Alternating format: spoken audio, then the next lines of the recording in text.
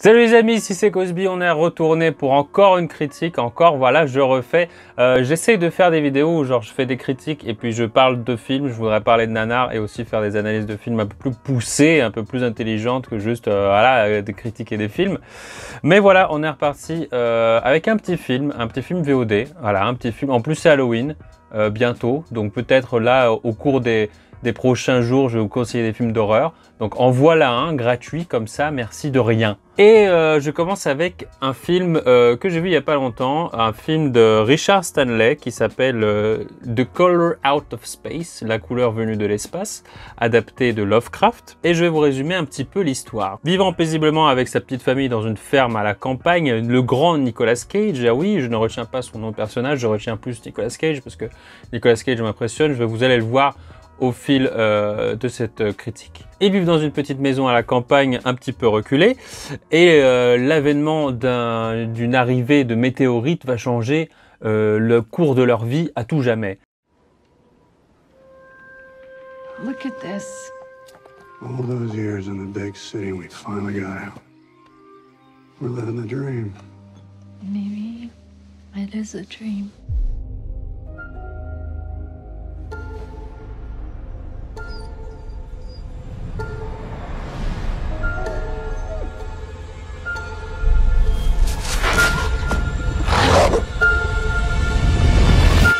Then everything just blew up.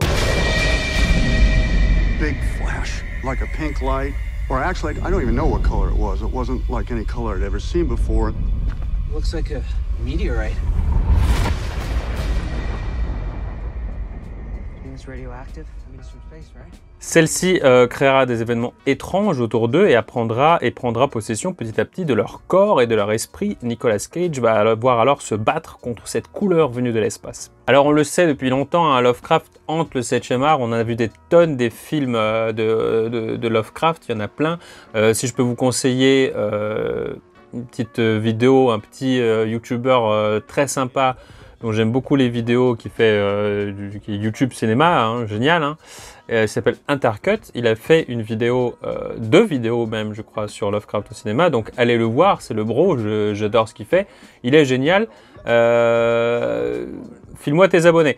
Voilà, non seulement il est adapté au cinéma, mais il est beaucoup inspiré, hein, des grands réalisateurs, hein, comme John Carpenter avec The Thing, Stuart Gordon avec Reanimator, Dogon aux portes de l'au-delà, hein, tout ça qui est tiré de Lovecraft, et même de nombreux jeux vidéo, hein, on l'a déjà vu, hein, Call of Cthulhu, un jeu vidéo qui est vraiment pas terrible, mais il est également dans South Park, il est déjà dans des figurines extrêmement laides, il est partout, par exemple Cthulhu, tout le monde le connaît, Cthulhu c'est le boss, tout le monde le connaît dans la pop culture, c'est Cthulhu, voilà, vive Lovecraft.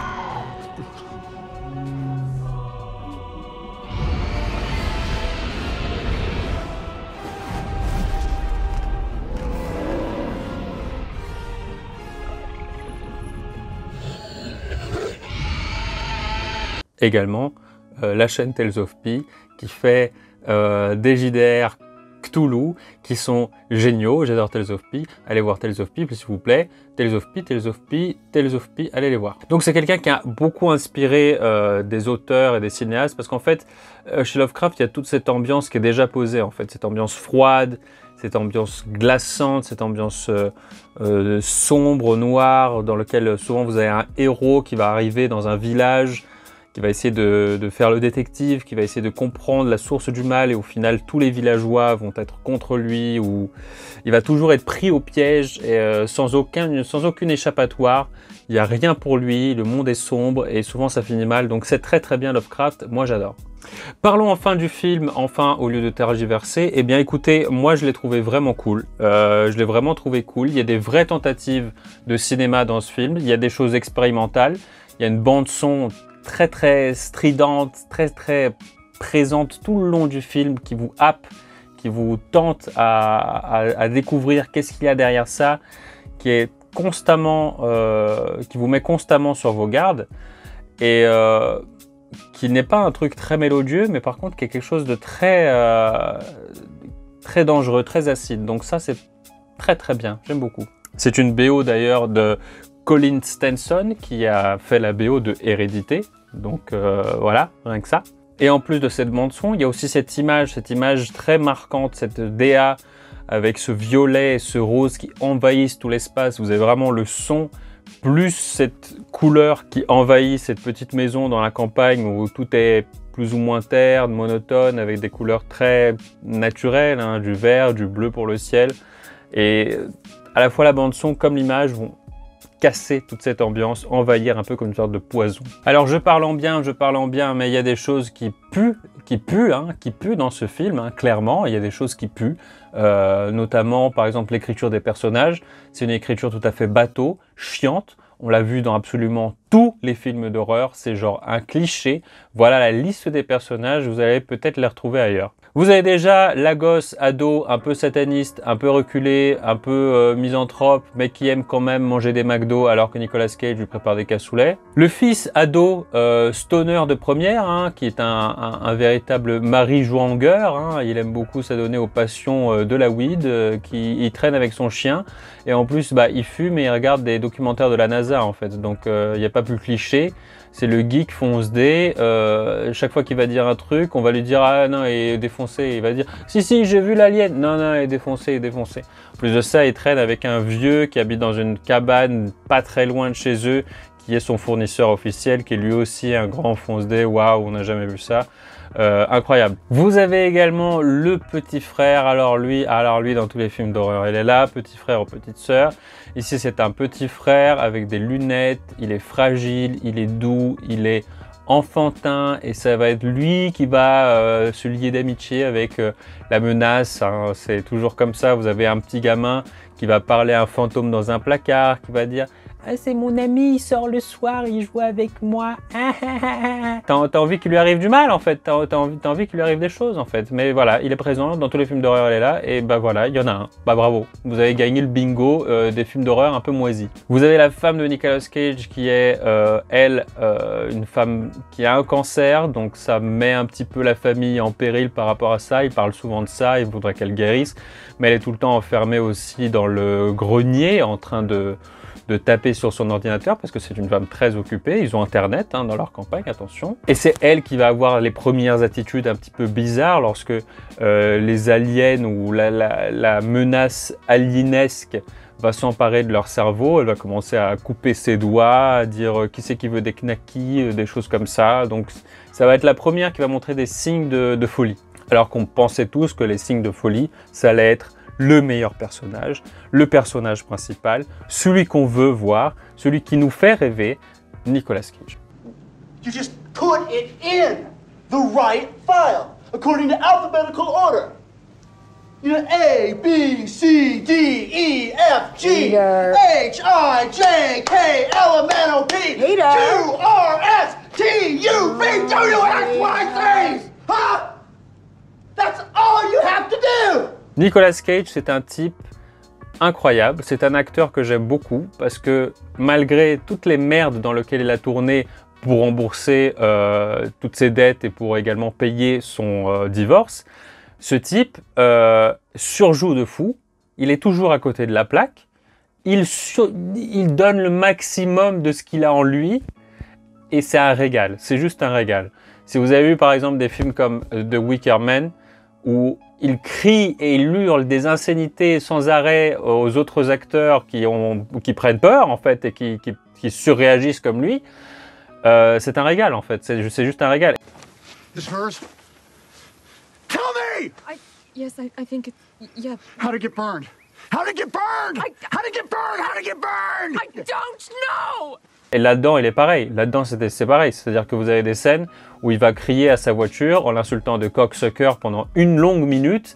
Et moi, j'adore. Il y a aussi des scènes où il va slam dunk des tomates dans la poubelle en mode vraiment, je vais les jeter à la poubelle de la façon la plus violente possible et d'un coup se calmer et dire « Ah oui, eh ben, on n'aura pas de sauce ce midi. » Il est vraiment bien. Il est vraiment bien. Et en plus, le rôle de Nicolas Cage là-dedans, c'est d'être un éleveur d'alpagas.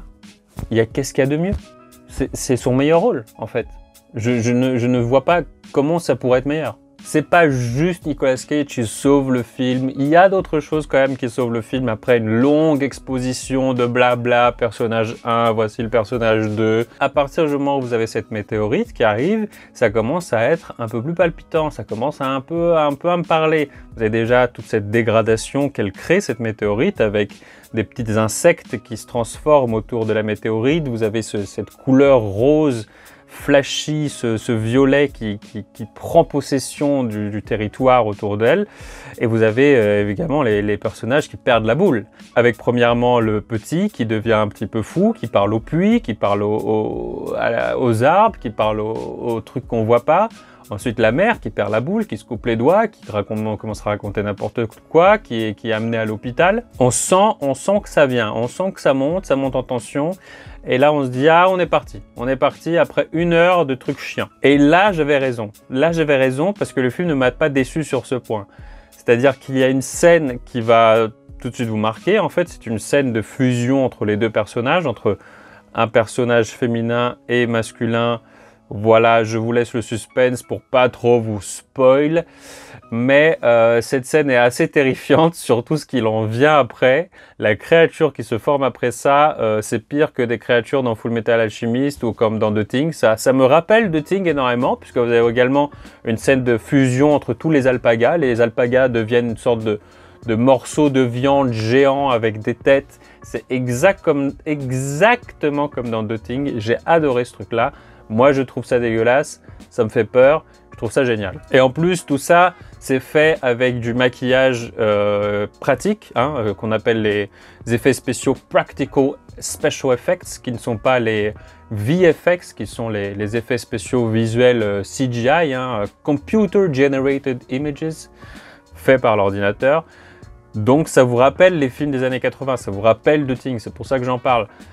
Avec des vrais effets spéciaux faits par des maquilleurs, je les ai notés, McGregor Allen pour les sculptures et le design des créatures, et Rita Onjos pour le maquillage et la prothèse. Bravo à vous, c'était très bien foutu. Et donc là, plus on avance dans le film, plus tout le monde perd la boule, tout le monde devient fou, les gens deviennent aliénés, deviennent complètement tarés.